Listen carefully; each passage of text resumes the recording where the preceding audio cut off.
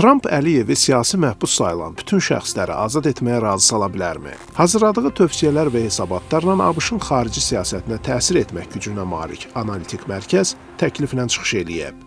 Azərbaycana müasir silahların satışına icazə verilməsi və bunun müqabilində Azərbaycanın siyasi məhbus sayılan şəxslərlə yanaşı Ermənistan vətəndaşı olan məhbusları da azadlığa buraxması. Əliyev hakimiyyəti Belarus lideri Lukaşenko kimi belə mübadilədə maraqlı ola bilərmi? Əslində bu suallara cavab tapmağa çalışıb.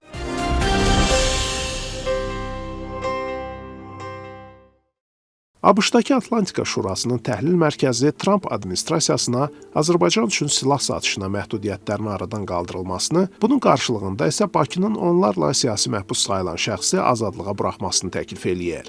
Analitik məqalənin müəllifləri hesab eləyirlər ki, ABŞ-ın Cənubi Qafqaz siyasətindəki dəyişiklik, Ermənistanda keçiriləcək parlament seçkiləri və yekun sülh sazişinin vacibliyi Vaşinqtonla Bakı arasında böyük razılaşma ehtimalını artırır. Müəlliflər vitse-prezident J.D. Vance'in Bakıya səfəri zamanı sayı açıqlanmayan dəniz patrul katerlərinin verilməsi vədini də xatırladaraq yazırlar ki, bunlar 907-ci düzəlişin tətbiqindən imtina sayəsində mümkün olan kiçik həcmli, qeyri-öldürücü təhlükəsizlik yardımı kimi ola bilər. 1992-ci ilin avqustunda ABŞ Konqresi tərəfindən qəbul olunan azadlığa dəstək aktı SSR-nin dağılmasından sonra yaranan yeni müstəqil dövlətlərdə demokratik idarə etmənin və azad bazar iqtisadiyyatının formalaşdırılmasına, təhlükəsizlik və digər sahələrə yardımı nəzərdə tutan sənəddir. Həmin ilin oktyabrında Konqres bu qanuna 907-ci düzəliş etməklə Azərbaycanın rəsmi strukturlarına birbaşa yardıma qadağa qoydu. Bu düzəlişi Amerika Erməniləri Milli Konqresinin lobbiçilik səyləri nəticəsində Azərbaycanın Dağlıq Qarabağ ermənilərini blokadada saxlaması əsas gətirilərək qəbul edilib. 2001-ci il 11 sentyabr hadisələrindən sonra Azərbaycanın beynəlxalq terrorizmlə mübarizədə dəstəyini təmin etmək məqsədi ilə Konqres prezidentə düzəlişin hüquqi qüvvəsini dayandırmaq səlahiyyəti verib. 2025-ci ilin dekabrında isə respublikaçı nümayəndə Ana Paulina Luna tərəfindən Konqresə 907-ci düzəlişin ləğvi barədə qanun layihəsi təqdim edilib və onun mətni ABŞ Konqresinin saytında yerləşdirilib. Sənəddə qeyd olunur ki, Azərbaycan və Ermənistan öz dövlət sərhədləri və ərazi bütövlüyü barədə razılığa gələrək sülh sazişini razılaşdırıblar. Son 30 ildə 907-ci düzəliş Azərbaycanın daxili və xarici siyasətinin mərkəzində duran mövzulardan biri olub. Prezident İlham Əliyev dəfələrlə bu məsələyə toxunaraq 907-ci düzəlişin ləğv edilməsinə çalışdıqlarını bildirib. Əgər 907-ci düzəlişin formal səbəbi blokada idisə, bugün bu yoxdur. Biz gözləyirik ki, Tramp administrasiyası öz imkanlarından istifadə edərək Konqres üzvlərini, xüsusilə Respublikaçılar Partiyasının üzvlərini inandıra biləcək ki, bu düzəliş tamamilə aradan qaldırılmalıdır və buna ümid etmək üçün bizim kifayət qədər səbəblərimiz var. Hakimiyyət nümayəndələri 907-ci düzəlişin aradan qaldırılmasının Azərbaycan üçün əhəmiyyətini müxtəlif amillərlə izah edirlər. Məsələn, bu Azərbaycana birbaşa dövlət yardımlarının həcmini artıra və ABŞ-dan daha çox sərmayənin cəlb edilməsinə imkan yarada bilər. Əsas fikir də bundan ibarətdir ki, bu düzəliş ləğv edilmədən ABŞ-la Azərbaycan arasında strateji tərəfdaşlıq çərçivəsində nəzərdə tutulan məsələləri həyata keçirməyə çətin olacaq. 907-ci düzəlişin ləğv edilməsi ilə bağlı Atlantika Şurasının təklifləri arasında diqqəti cəlb edən məqamlardan biri də budur ki, Bakıda həbsdə olan Ermənistan vətəndaşlarının bəzilərinin buraxılması qarşılığında Ermənistan da Azərbaycana dəstək nümayiş etdirə bilər. Sözügedən erməni məhbusları Azərbaycan dövləti separatçılıqda, hərbi cinayətlərdə, soyqırımda və terrorçuluqda ittiham eləyərək barələrində hökm çıxarıb. Buna baxmayaraq, erməni məhbusların azadlığa buraxılması hansısa şərtlər altında baş verə bilərmi? Öncə qeyd edək ki, Vance'in səfəri zamanı onun Əliyevdən erməni məhbusların azadlığa buraxılmasını xahiş eləyəcəyi deyilirdi. Rəsmi açıqlama verilməsə də, Azərbaycan prezidenti sonradan bu məsələyə münasibət bildirmişdi. To these people whom you mentioned, these are the leaders of the separatist regime, illegal separatist regime, which illegally functioned on our territory, on the territory of sovereign Azerbaijani state, recognized as it by all international community, including Armenia. For many years, these people were masterminds of all the war crimes against Azerbaijanis and Azerbaijan.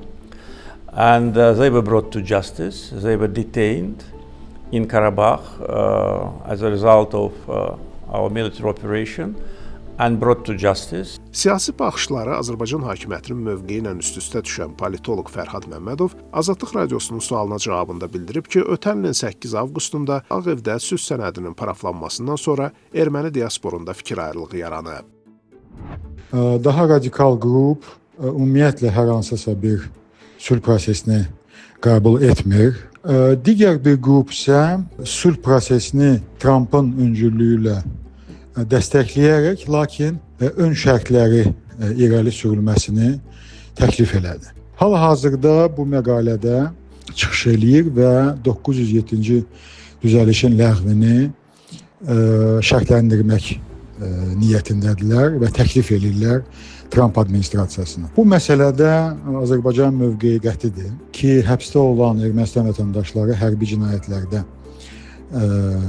təqsirləndirilib və onların günahı öz təsdiqini tapıbdır. Digər tərəfdən ABŞ-la münasibətlər də çox vacibdir və doğrudan da 907-ci düzəlişin aradan qaldırılması üçün bir tarixi şərait və vəziyyət formalaşıbdır və heç kəs əminliklə deyə bilməz ki, konqresə keçirilən aralıq seçkilərindən sonra, yəni noyabrın əvvəlindən sonra bu imkan olacaqdır. Belə olan halda, yəni hər şey Trump administrasiyasının asılı olacaq.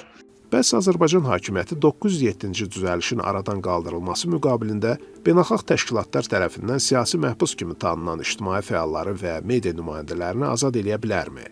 Siyasi analitik Nahid Cəfərov hesab edir ki, Azərbaycanda Əliyev hakimiyyəti üçün ciddi ictimai və media təzyiqi yoxdur. Azad ediləcək şəxslərin də siyasi proseslərə təsir imkanı demək olar ki, sıfırdır. Bunu deməklə yanaşı o əlavə eləyir ki, bu səbəbdən Trump administrasiyası 907-ci düzəlişin ləğvi qarşılığında siyasi məhbus sayılan ictimai fəalların və media nümayəndələrinin azad olunmasına nail ola bilər. Bakıda saxlanılan erməni məhbuslarla bağlı isə analitik bildirib ki, Azərbaycan hakimiyyətinin əlində, bütün media onun əlindədir, İlham Əliyevin əlindədir. O məsələni istədiyi vaxt, istədiyi kimi qura bilir, istədiyi kimi insanlara təqdim edə bilir. Yəni bunun qarşısında heç kim dayana bilmir. Bugün xaricdən yayımlanan mediada bu boşluğu ciddi şəkildə doldura bilmir. Ona görə də düşünürəm ki, hətta o insanları azad edə bilər İlham Əliyev, əgər Amerika tərəfi buna getsə. Nahid Cəfərov da əlavə edib ki, 907-ci düzəlişin aradan qaldırılması Azərbaycanın ABŞ-dan hücum silahları da ala bilməsinə müəyyən qədər təsir göstərə bilər. 2001-ci ildən sonra Amerikanın Azərbaycana ixrac etdiyi hərbi texnika qeyri-ölümcül silah və hərbi texnika olub. Bunlar da əsasən terrorizmlə mübarizə üçün və sərhəd müdafiə təyinatlı silahlar olub. Hərbi ekspert Cəsur Məmmədovun fikrincə, indi tərəflər arasında müzakirə olunan məsələlər daha geniş hərbi texnika əməkdaşlığı əhatə eləyir. Ekspert bunu bu ilin əvvəlində Azərbaycana səfər eləyən yüksək vəzifəli rəsmi nümayəndə heyətinin görüşləri zamanı səsləndirdiyi fikirlərə və digər mənbələrin yaydığı məlumatlara əsaslanaraq deyir. ABŞ prezidentinə verilən 907-ci düzəlişi dondurmaq səlahiyyətinin əsas şərtlərindən biri Azərbaycana verilən silahların Ermənistan-Azərbaycan arasında sülh quruculuğuna mane olmayacağı və Ermənistana qarşı hücum məqsədi ilə istifadə edilməyəcəyi şərtidir. Bu baxımdan hərbi ekspert hesab eləyir ki, bu yaxınlarda Azərbaycanın ABŞ-dan hücum silahlarını alması perspektivi görünmür.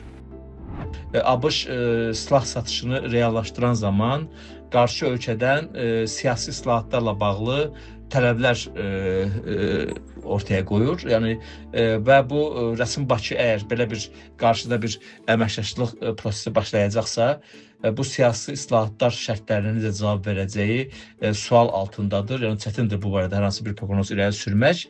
Amma ümumilikdə Azərbaycanın bir silah alıcısı kimi ABŞ üçün maraq səviyyəsi həm iqtisadi, həm də strateji amillərlə ölçülə bilər. İlk növbədə qeyd etmək lazımdır ki, yəni bu barədə mən artıq bildirdim. Azərbaycanın illik hərbi büdcəsi milyardlarla dollar təşkil edir və burada silah alışı məqsədlərində böyük həcmdə vəsait nəzərdə tutulur. Əgər Azərbaycan ABŞ-la uğurlu hərbi texniki əməkdaşlıq etsə, indiyədək İsrail və Türkiyəyə ödənilən böyük miqdarda vəsaitin, yəni milyardların əhəmiyyətli hissəsi ABŞ şirkətlərinə yönəldilə bilər. İrandan və Rusiyadan müdafiəni gücləndirmək məqsədi ilə alına biləcək avadanlıqların və texnikanın Amerika üçün geostrateji əhəmiyyətinə gəlincə, ekspert bu əməkdaşlığın ABŞ-ın regionda güclənməsi perspektivini önə çəkib və bildirib ki, ABŞ hərbi texnologiyasının Azərbaycanda yerləşməsi Vaşinqtona regional məsələlərdə keyfiyyət üstünlüyü verə bilər. Bəzi siyasi təhlilçilər isə hesab edirlər ki, Atlantika Şurasının təklifləri reallaşarsa, bu şəxsən hər iki prezidentin PR-ı və təbliğatı üçün ciddi səbəbə çevrilə bilər.